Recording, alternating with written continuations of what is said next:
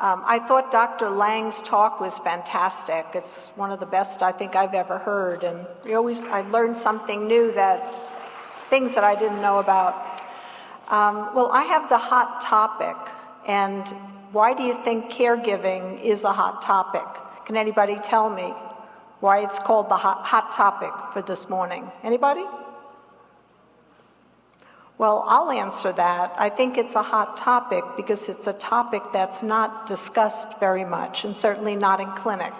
So I hope that everybody who's here gets a good takeaway from it.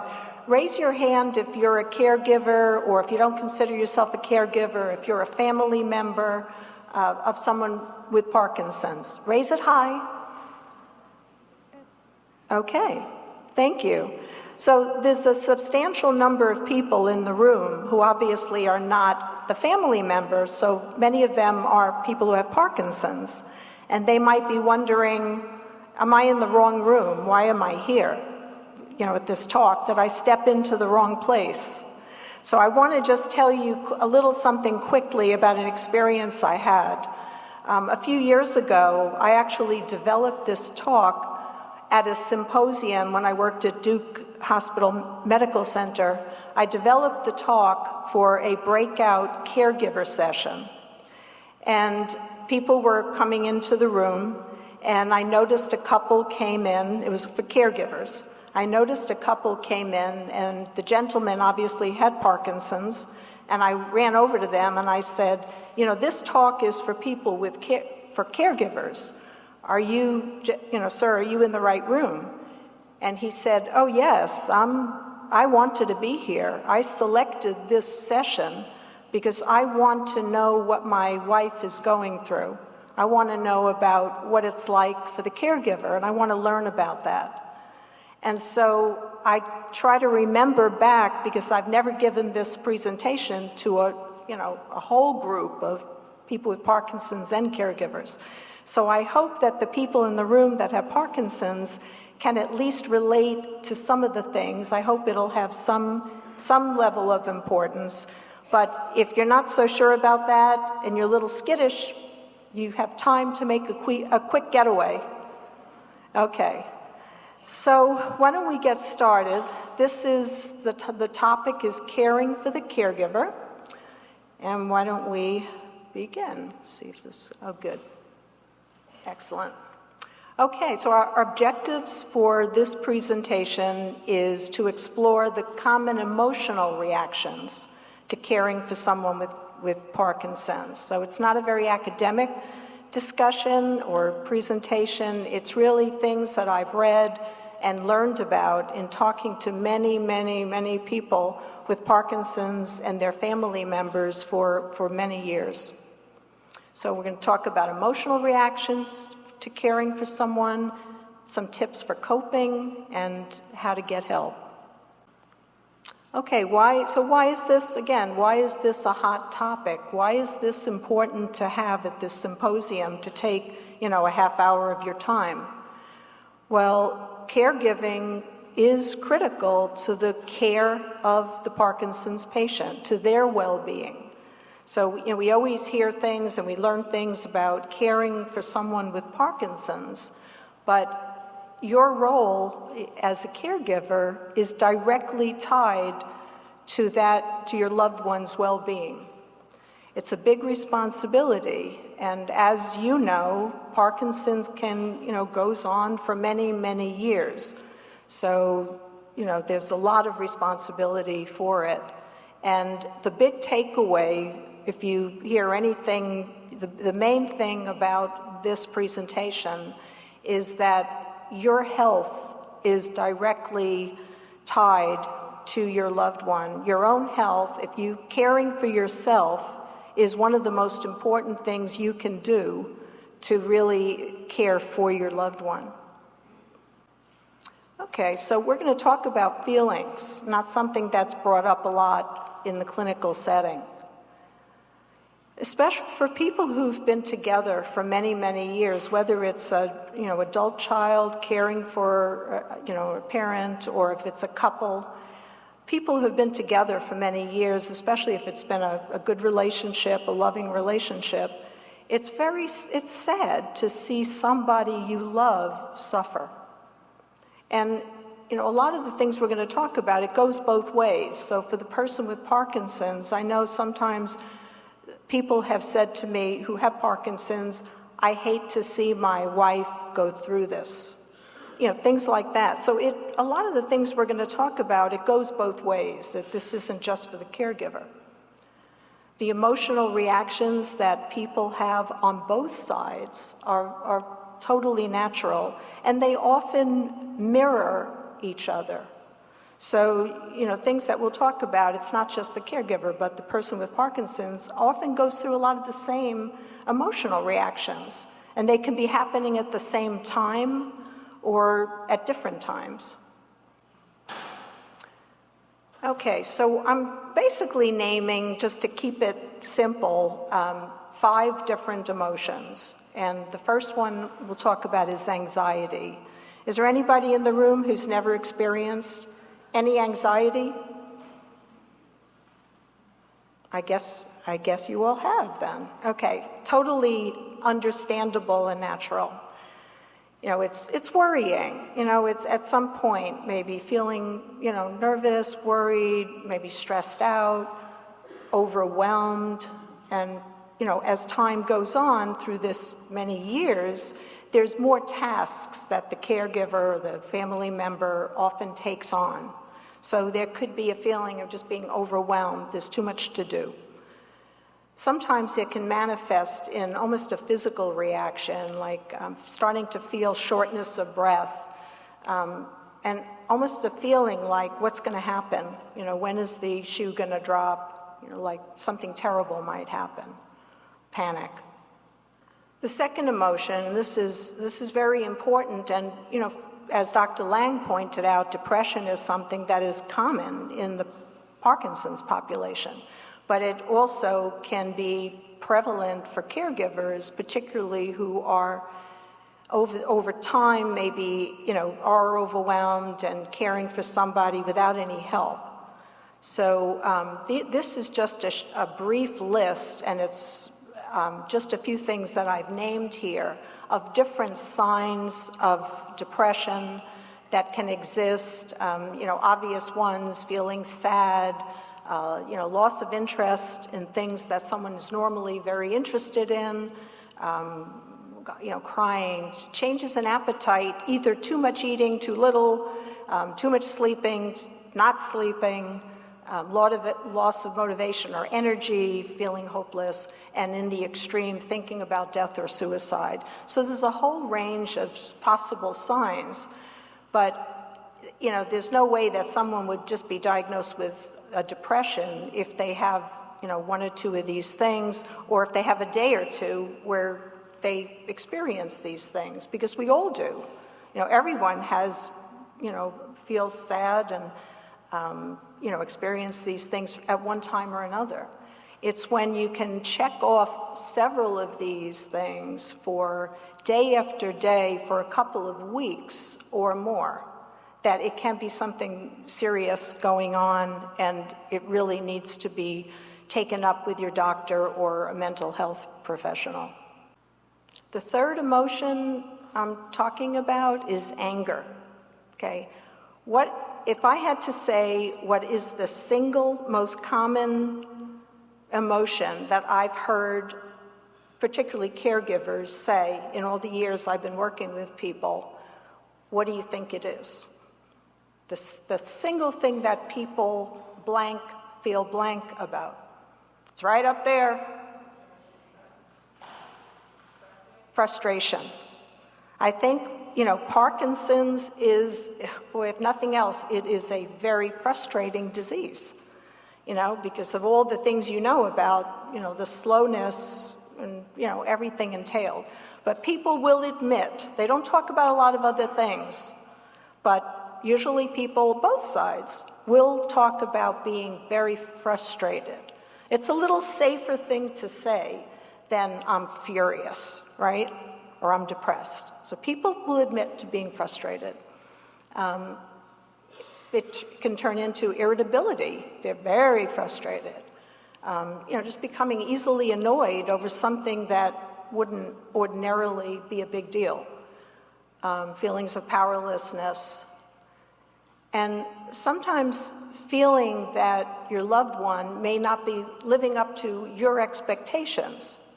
And this is very important to keep in mind, because part of that has to do with your level of education. How much do you understand and know about Parkinson's? Does your expectation of what that person is capable of doing, does it match reality of the disease and what their functional level is? So it's very important, and we might come back to that. And then, ultimately, perhaps feeling hostile toward your loved one or other people that maybe you feel don't understand, or they're not being helpful. So a lot of emotions. Like I said, this can go both ways. It's not just the caregiver, but people with Parkinson's can, have a lot of these same feelings. But we don't often talk about them. Okay, number 4 is grief, okay? And this is really something that people don't talk about in the clinic.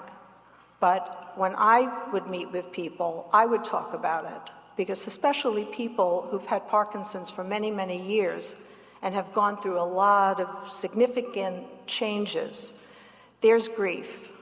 There's often grief, because what we're talking about is multiple losses. And there's grief with that, without having to have somebody die to say, I'm grieving. This is totally normal, but it's difficult to talk about, and you need a certain setting sometimes to be able to talk about this. So it's not just the losses, but it's the losses, but also the losses that are recurring maybe in the relationship itself. So there's going to be maybe changes in the relationship brought on by all these factors that you heard about earlier today.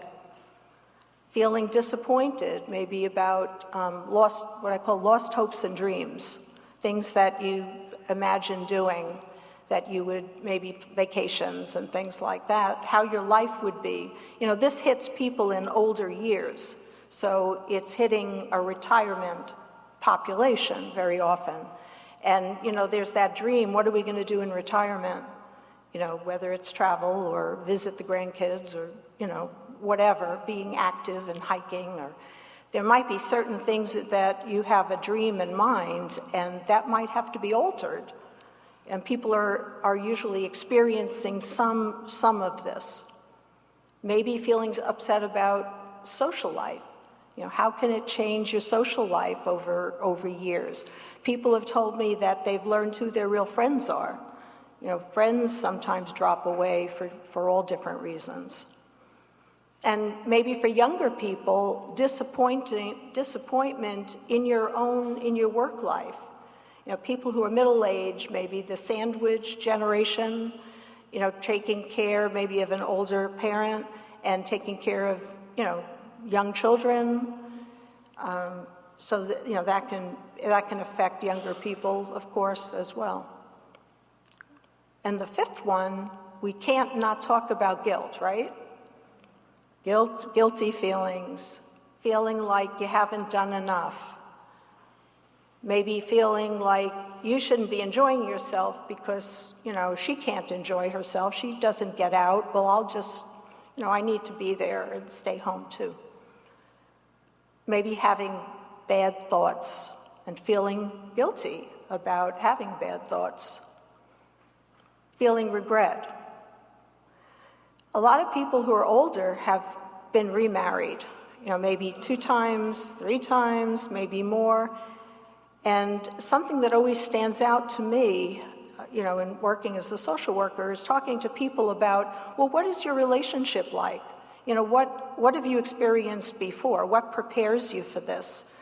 And one thing I've always been struck with is the 2nd and 3rd marriages, where the person might be just diagnosed right after the wedding, with Parkinson's. Boom.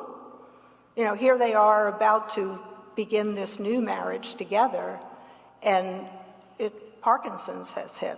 So, that has particular ramifications, I think, for many people. And in the extreme, believe it or not, I've even spoken to people who feel guilty that maybe they've had a spouse has something to do with causing the Parkinson's. So you'd really be amazed with a lack of education about the disease, what people conjure up in their minds about what causes Parkinson's. Maybe they didn't cook good, healthy meals, or they didn't have that person exercise, and they now have Parkinson's, all kinds of things. So I want to commend you all for being here, because you're here to learn. It tells me that you're educated, and hopefully you know a lot about it so that you're not subject to as many of the pitfalls. And just lastly on here, feeling perhaps like you're neglecting other people because you might be so enmeshed in the caregiving that you might not be keeping up with other family members or other friends and other relationships in your life. Okay, do you think I've named the main ones? What do you think? Anybody have another one that they want to mention? How are we doing? Okay, well, let's go on. Okay, so do any of these sound familiar? Raise your hand if any of them sound familiar. If you could relate to maybe at least one. Okay. Well, just know that you are not alone. I think that's the main message, that these are common emotions. But at the same time, I don't mean to paint a picture of gloom and doom. I don't want to, bring you down and say, well, this is depressing. These are just normal emotions that a lot of people experience. It doesn't mean that all of you are going to experience all of these emotions, certainly not all of the time, because caregiving for many people can be a very pleasurable experience and very rewarding experience. And I've spoken to people that have said that. I just want to mention real quickly, there was a caregiver group that I was running a few years ago. It was just for caregivers, and a woman stood up and she said, I've been married to my husband for 50 years. He traveled all the time. He was always on the road. I never really felt like I knew him, and I didn't feel close with him. And now we have fun together. He's home. We laugh, we play cards, we have favorite shows that we watch. She said, I've never felt as close to him as I do now. And so, I just want to mention that, because just like everybody with Parkinson's, every single person is so different, really. Caregiving experiences are very different, and a lot has to do with the relationship that existed before. If it's a marriage, what was it like before? If it was terrible and you fought all the time and you hated each other, but you stuck it out, it's not going to be a bed of roses now. It's going to be terrible, probably. But for loving relationships, or any kind of relationship, it can really be an opportunity to be close and to feel an intimacy. So, I just want to point that out. All right, so we're going to be talking briefly about coping, and I want to mention we could talk about any of these things at length. I mean, each of these slides, we can have a discussion for 20 minutes each one, but we don't have the time today, so I'm just going to go through these very quickly. Coping with anxiety. One of the things is learning about the disease, because how can you cope with something if you don't even know what you're dealing with? So being educated, understanding, more or less, what are the main factors that are involved here? And list your worries. I often suggest that to people. Write them down, what you're actually worried about, because it can feel like this constant worry swimming around in your head all the time, 24/7. It helps a lot if you can list some of the main things. What exactly are you worried about? What do you think is going to happen? What's the worst thing that can happen? And what do you need to know about that? So, for some people, they like to keep a journal. I would encourage that. Talk to other caregivers. I can't say enough. How many of you go to a Parkinson's or caregiver support group where you have access to other caregivers? Wonderful. Please consider it. If you don't, we have one right here at the Movement Disorders Center, and we have, different programs for caregivers. Distract yourself. Get out, do things. Don't sit home. Do the things that you love to do. Keep up with things that are important. Exercise. So you know how we always tell the person with Parkinson's, you must exercise, keep moving? We all have to do that. You need to do it just as much for your mental and physical health. How many of you practice some kind of a relaxation exercise, breathing or yoga, Tai Chi? Anybody? If you have Parkinson's, you could raise your hand too. Anybody? Relaxation? That's wonderful. So you have to know there could be a space to take time to relax. And if a lot of these things are becoming pretty troublesome, consider consulting a mental health professional. Okay, the second one, depression. It seems obvious, but talking about your feelings, very important. Getting some of this out with a trusted confidant or your doctor, somebody that you can trust, who's not going to judge you for being sad and for having feelings that are, difficult. Again, exercise, of course, helps mental and physical health. Talking to your doctor, consulting a mental health professional. The third one, anger. So importantly, try not to let the anger build up. So it's really about communication. Talk to each other. One of the things I've counseled with a lot of couples, and one of the things I would really emphasize, and sometimes it kind of shocks people when I say, this isn't just about Parkinson's. This is about your marriage. This is about your relationship. This is still a relationship. How are you communicating with each other? This is life skills. Are you talking to each other? If you get angry, which you probably will at some point, or very frustrated, can you say that? Can you talk about that? And this goes both ways. The person with Parkinson's, if you're feeling angry and frustrated, can you name that without blaming the other person? Because it's so easy to just want to strike out. Sometimes we all get upset and angry and you want to strike out. And who's the person that's there closest to you? The person that's around most of the time is the easiest target.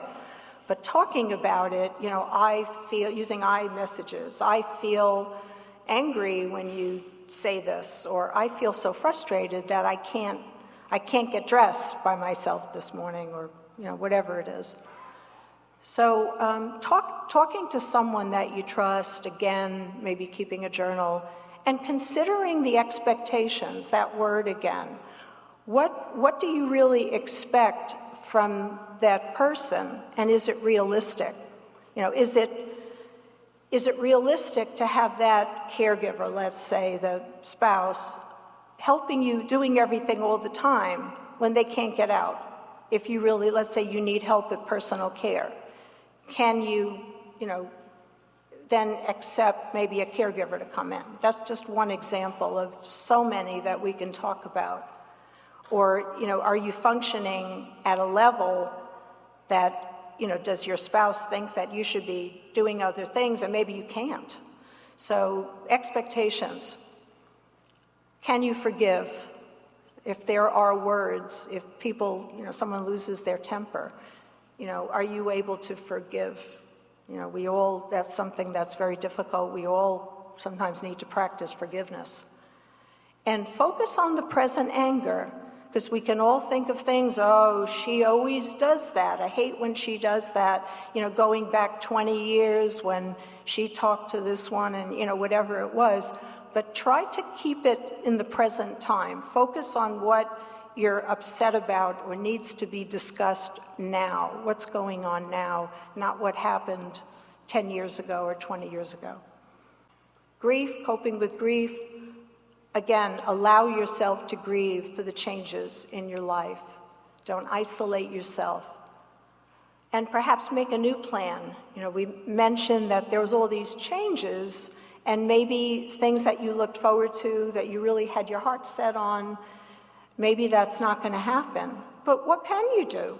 What are things, people who are really successfully living with Parkinson's know how to adapt.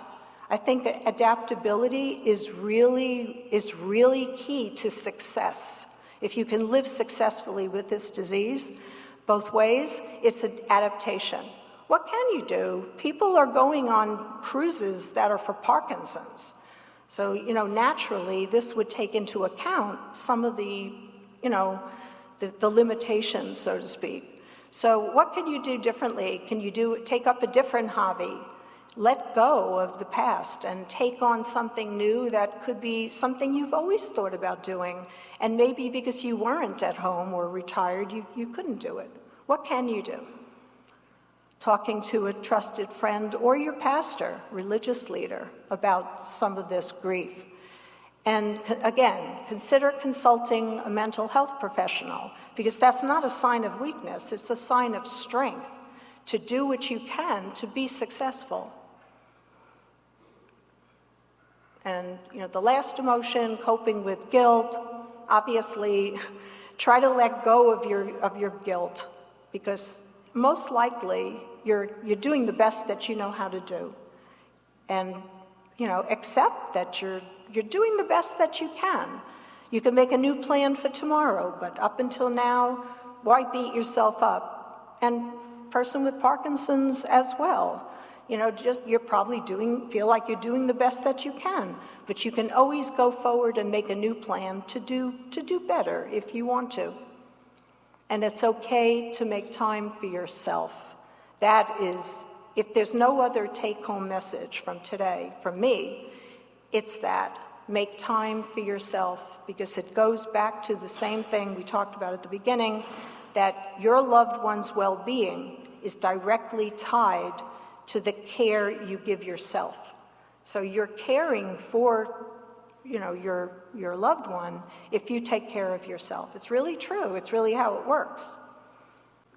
All right, very quickly, talk about getting help. Why is help necessary? So this is a big switch we just made. Well, because Parkinson's is a chronic disease and it can go on for 30 plus years, and caregivers are at increased risk for their own health problems. Okay, so very important. So if you're the mainstay for your loved one, what happens when you get sick? Okay, you have to take care of yourself. That's taking care of your loved one.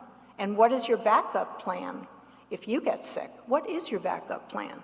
That's something we can talk about for a long time, but we don't have the time. But I just want to plant a seed about that. Getting help early is important, because then it's not as drastic if you need help later on, getting a little bit of help, little at a time. And just know it's impossible to do this alone over time. All right, so you can think about all of these things in quotes, okay? Why don't people get help? What are the barriers? It's my job. No one else can do this like I can. No one else cares. Everyone's busy. No one offers to help. And, as a social worker working with this population, I can't begin to tell you how many years, how many times I've heard, well, my daughter is too busy, she has a family. Well, my son lives far away, he can't come. Things like that. Which is, again, that nurturing spirit. It's part of that caring, nurturing spirit that makes a caregiver, a caregiver. It's caring about other people, and being very independent. Usually, this age group tends to be a pretty independent group, and they don't want to disturb their loved ones. But ultimately, you're going to have to get help. So, real quickly, getting help within the family. First of all, is your loved one doing as much for him or herself as possible. So that's the first thing. And then make a list of all the things that you do, that you've always done, combined with the things you're now doing that you've had to take on. And really look at that and think about the things you really can't stand doing, that you hate, you can't do it, and look at that and try to have a family meeting. And at that meeting, ask for help, because help can come in different forms, financial, physical, but they don't know because they don't live with you, and they're not there 24/7, and they're not seeing what is going on all those other hours, the 22 hours that they're not observing what's really happening and how challenging it is. So remember, asking for help is really, again, it's investing in yourself, and consider neighbors and friends as sources of help. Getting help within the healthcare system. Oh, goodness, I can talk about this for another hour. But please, for caregivers, family members, go to every single doctor's appointment. Don't miss, no matter what. Because you need to be there to give your input, to report on what you're observing, because the doctor sees a snapshot for maybe a half hour, and they're not seeing what goes on at night and what is really happening, because people like to perform for the doctor. They want to hear the doctor say, oh, you're doing great. We all like to hear that. I mean, we don't want to be ill. So keep that in mind. Your observations are critical. And ask how your loved one can function best. It can be maximized. Ask about PT and OT. If they're not bringing it up, please ask about that. Because everybody who's diagnosed with Parkinson's needs an initial evaluation, and ideally at least one evaluation every single year with therapy in between. It's really critical. And learn about community resources from a social worker. You have a case manager here, Francis Rivera, knows all about the resources in town. Attend a Parkinson's disease group or a caregiver support group. It's vital, because you'll learn things in that group that you won't learn any other way. Okay, these are my very final thoughts. Choose to take charge of your life.